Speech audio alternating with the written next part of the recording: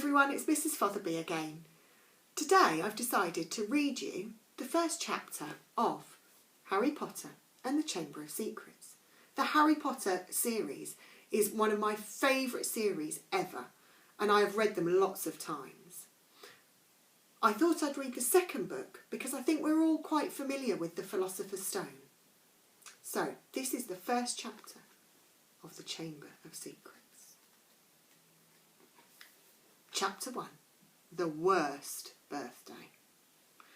Not for the first time, an argument had broken out over breakfast at number 4 Privet Drive. Mr. Vernon Dursley had been woken in the early hours of the morning by a loud hooting noise from his nephew Harry's room. "Third time this week!" he roared across the table.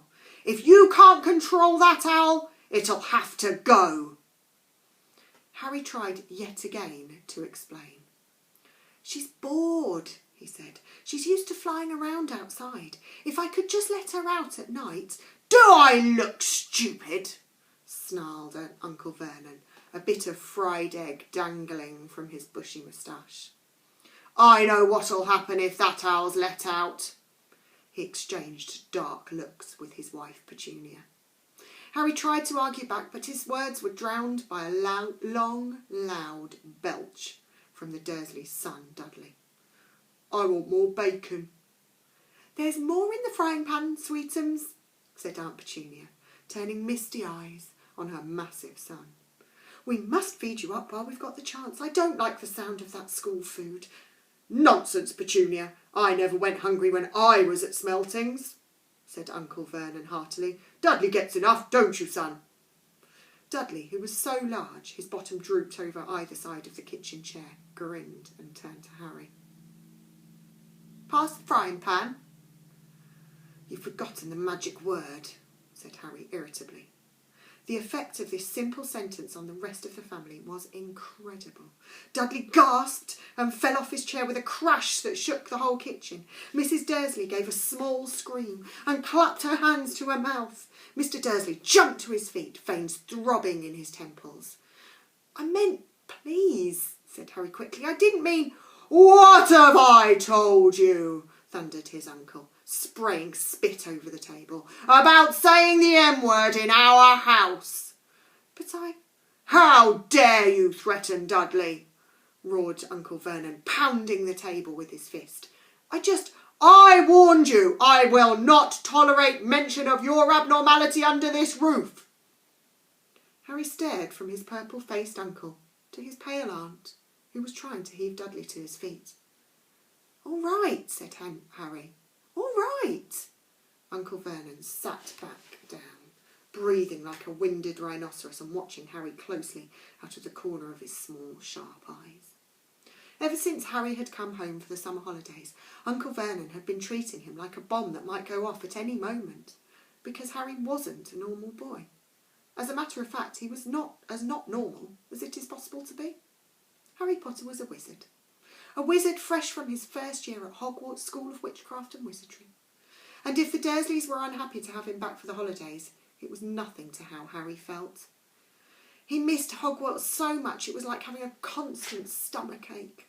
He missed the castle with its secret passageways and ghosts, his lessons, though perhaps not Snape, the potions master, the post-arriving by owl, eating banquets in the Great Hall, sleeping in his 4-poster bed in the Tower dormitory, visiting the gamekeeper Hagrid in his cabin in the grounds next to the Forbidden Forest, and especially Quidditch, the most popular sport in the wizarding world.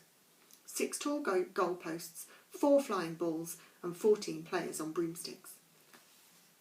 All Harry's spellbooks, his wand, robes, cauldron, and top-of-the-range Nimbus 2000 broomstick had been locked in a cupboard under the stairs by Uncle Vernon the instant Harry had come home. What did the Dursleys care if Harry lost his place in the house Quidditch team because he hadn't practised all summer? What was it to the Dursleys if Harry went back to school without any of his homework done? The Dursleys were what wizards called muggles.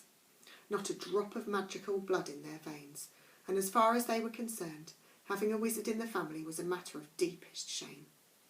Uncle Vernon had even padlocked Harry's owl, Hedwig, inside her cage to stop her carrying messages to anyone in the wizarding world. Harry looked nothing like the rest of the family, Uncle Vernon was large and neckless, with an enormous black moustache. Aunt Petunia was horse-faced and bony. Dudley was blonde, pink and porky. Harry, on the other hand, was small and skinny, with brilliant bright green eyes and jet black hair that was always untidy. He wore round glasses, and on his forehead was a thin lightning-shaped scar. It was this scar that made Harry so particularly unusual, even for a wizard. This scar was the only hint of Harry's very mysterious past, of the reason he had been left on the Dursleys' doorstep 11 years before.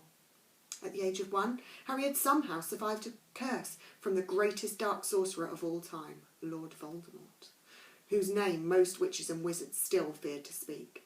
Harry's parents had died in Voldemort's attack, but Harry had escaped with his lightning scar, and somehow nobody understood why. Voldemort's powers had been destroyed the instant he had failed to kill Harry. So Harry had been brought up by his dead mother's sister and her husband. He had spent 10 years with the Dursleys, never understanding why he kept making odd things happen without meaning to, believing the Dursleys' story that he had got his scar in the car crash, which had killed his parents. And then, exactly a year ago, Hogwarts had written to Harry. And the whole story had come out. Harry had taken up his place at the wizard school where he and his scar were famous. But now the school year was over, and he was back with the Dursleys for the summer, back to being treated like a dog that had rolled in something smelly. The Dursleys hadn't even remembered that today happened to be Harry's 12th birthday. Of course, his hopes hadn't been high. They'd never given him a proper present, let alone a cake. But to ignore it completely. At that moment, Uncle Vernon cleared his throat importantly and said, "Now, as we all know, today is a very important day." Harry looked up, hardly daring to believe it. "This could well be the day I make the biggest deal of my career," said Uncle Vernon. Harry went back to his toast. Of course, he thought bitterly, Uncle Vernon was talking about the stupid dinner party. He'd been talking of nothing else for a fortnight. Some rich builder and his wife were coming to dinner, and Uncle Vernon was hoping to get a huge order from him. Uncle Vernon's company made drills. "I think we should run through the schedule one more time," said Uncle Vernon. "We should all be in position at 8 o'clock. Petunia, you will be—" "In the lounge," said Aunt Petunia promptly, waiting to welcome them graciously to our house. "Good, good. And Dudley?" "They'll love him," cried Aunt Petunia rapturously. "I'll be waiting to open the door." Dudley put on a foul, simpering smile. "May I take your coats, Mr. and Mrs. Mason?" "Excellent, Dudley," said Uncle Vernon. Then he rounded on Harry. "And you?"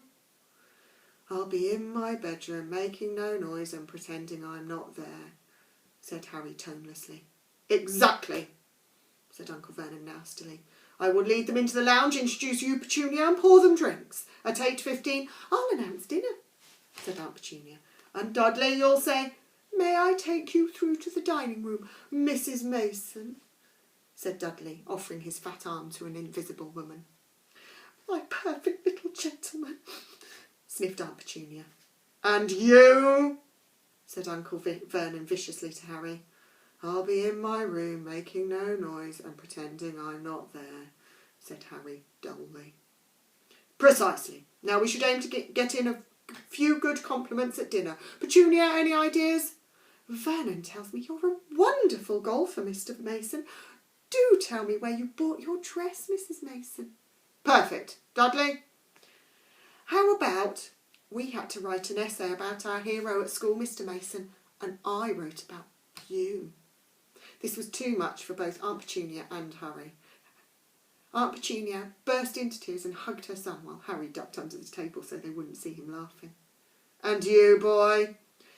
Harry fought to keep his face straight as he emerged. "I'll be in my room, making no noise and pretending I'm not there," he said. "Too right you will," said Uncle Vernon forcefully. "The Masons don't know anything about you, and it's going to stay that way. When dinner's over, you take Mrs. Mason back to the lounge for coffee, Petunia, and I'll bring the subject round to drills. With any luck, I'll have the deal signed and sealed before the news at 10. We'll be shopping for a holiday home in Mallorca this time tomorrow." Harry couldn't feel too excited about this. He didn't think the Dursleys would like him any better in Mallorca than they did in Privet Drive. "Right, I'm off into town to pick up the dinner jackets for Dudley and me. And you," he snarled at Harry, "you stay out of your aunt's way while she's cleaning." Harry left through the back door. It was a brilliant sunny day. He crossed the lawn, slumped down on the garden bench and sang under his breath, "Happy birthday to me, happy birthday to me." No cards, no presents, and he would be spending the evening pretending not to exist. He gazed miserably into the hedge. He had never felt so lonely. More than anything else at Hogwarts, more even than playing Quidditch, Harry missed his best friends, Ron Weasley and Hermione Granger. They, however, didn't seem to be missing him at all. Neither of them had written to him all summer, even though Ron had said he was going to ask Harry to come and stay. Countless times Harry had been on the point of unlocking Hedwig's cage by magic and sending her to Ron and Hermione with a letter, but it wasn't worth the risk. Underage wizards weren't allowed to use magic outside school. Harry hadn't told the Dursleys this. He knew it was only their terror that he might turn them all into dung beetles that stopped them locking him in the cupboard under the stairs with his wand and broomstick. For the first couple of weeks back, Harry had enjoyed muttering nonsense words under his breath and watching Dudley tearing out of the room as fast as his fat legs would carry him. But the long silence from Ron and Hermione had made Harry feel so cut off from the magical world that even taunting Dudley had lost its appeal, and now Ron and Hermione had forgotten his birthday. What wouldn't he give now for a message from Hogwarts, from any witch or wizard? He'd almost be glad of a sight of his arch-enemy Draco Malfoy, just to be sure it hadn't all been a dream. Not that his whole year at Hogwarts had been fun. At the very end of last term, Harry had come face to face with none other than Lord Voldemort himself. Voldemort might be a ruin of his former self, but he was still terrifying, still cunning, still determined to regain power. Harry had slipped through Voldemort's clutches for a second time, but it had been a narrow escape, and even now, weeks later, Harry kept waking in the night, drenched in cold sweat, wondering where Voldemort was now, remembering his livid face, his wide, mad eyes. Harry suddenly sat bolt upright on the garden bench. He had been staring absent-mindedly into the hedge, and the hedge was staring back. Two enormous green eyes had appeared among the leaves.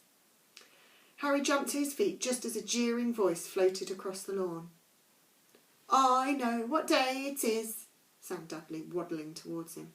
The huge eyes blinked and vanished. "What?"